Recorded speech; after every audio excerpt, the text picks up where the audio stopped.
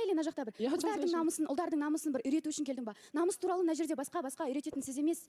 Өзіңіздің намысыңызға жауап беріп отыра беріңіз, болды. Жансая, Сен каждый сөзіңе әділет деп айтып отырсың ғой?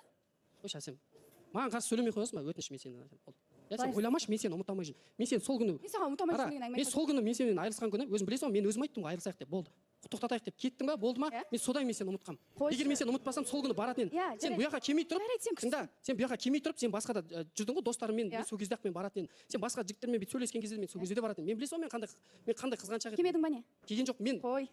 Әсем, қоя қойшы. Әсем, болды, түсіндім. Мен аузым жаппашы, қоя қойшы, болды. Қыз баласы ғой. Қыз баласы ма? Мен саған сөйлесіп жатырмық біз. Сөйлесіп жатқанда ондай болса мен саған айтайын, ондай болса сен ара қатынас бастамауың керек. Осы әңгіме қозғала ма? Қозғалады ол до конца. Жарайды, микрофонды қоя салшы, Әсем жан. Мысалы да, Әсем өйтіп не істемеңдерші, өтініш, мен ұмытқам.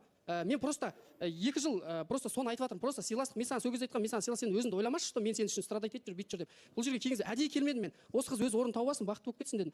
Мен Жансаяға келдім, келген бетте осындай өздеріңіз қозғалды, осы жерде әңгіме, осы жерден шығып жатыр ғой әңгіме. Мен тағы да үндемей қалсам не болады? Ақтөре тағы да осыны уайымдап отыр, бүйтіп отыр, ұмытпады деген сияқты. Жақсы.